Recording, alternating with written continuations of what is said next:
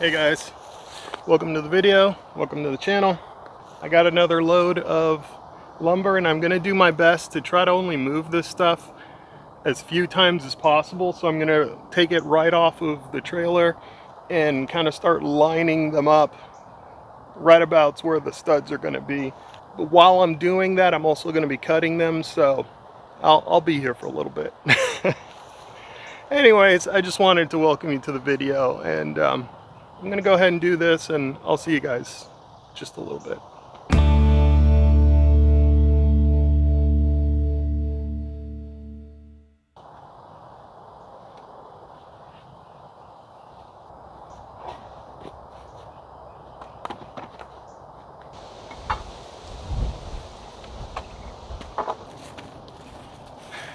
You know, just so I don't have like 100 gigs of video, I'm going to try to put this thing in time lapse. We'll see. Never tried it before.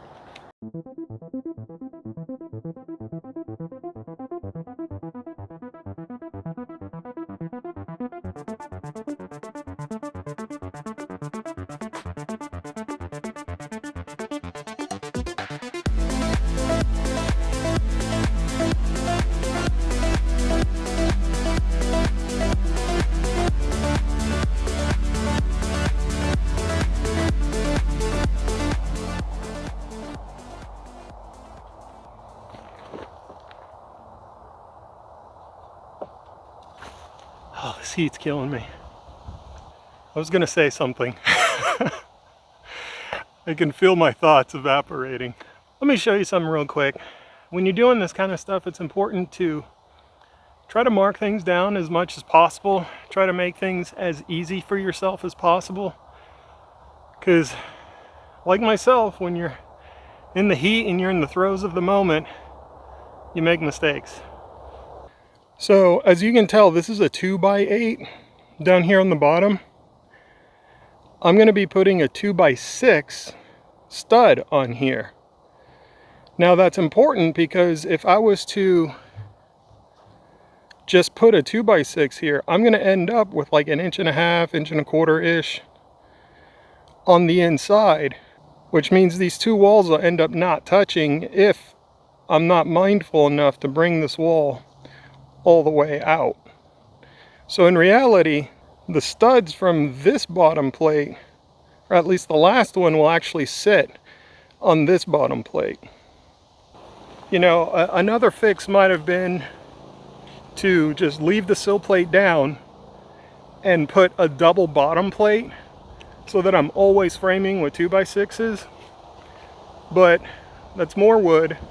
More wood is more money, and it doesn't get me anything to put two bottom plates down.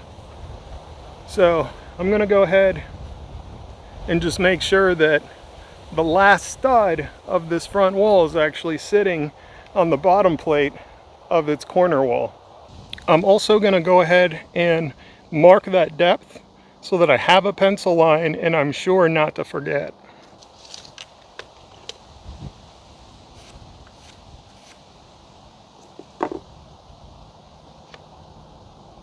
I'm also going to mark my 1/2 inch inset because I'm doing that. Remember, these 2x8s are actually sitting 1/2 inch off of the perimeter of the building, and that's so that I have something to rest my exterior foam on.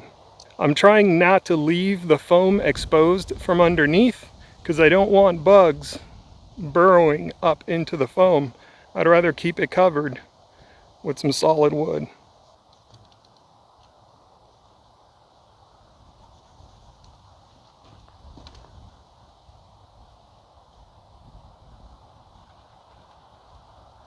Hey guys, this is Editor Ben.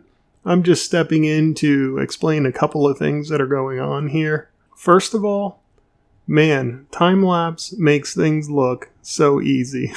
It was not. The wall was heavy. It's awkward because there is no flat surface to build it on, but I got it done. Right here, I had to get the drill and a couple of screws in there because the base plate, the sill plate, was a little twisted. You might notice here I'm putting this 2x4, which I'm using as cross bracing. And then I have another 2x4 that I'm screwing into the side of one of the studs. And the reason for that you'll see here in a second, but that's going to be one of the legs of the A-frame. I also put these 4x4s, these little skids, to help me lift this wall up so that it's at least level with the masonry wall, because trying to pick this thing up all at once was just impossible. And so that I don't smash my fingers, I take some offcuts and I place those on the masonry wall. And that gave me some room to stick my fingers underneath and not get them jammed up. Man, that was hard work. I'm going to put one more brace coming in this way, just so this end is braced on both sides. I'm not going to do any more today. I still got to unload the trailer. I think I'm going to leave it there because I'm out of breath. And I'm out of time. And it is hot. It's time to go home. As always, if you like this content, please hit the like button, tell your friends, subscribe. As always, be good. I'll see you on the next one.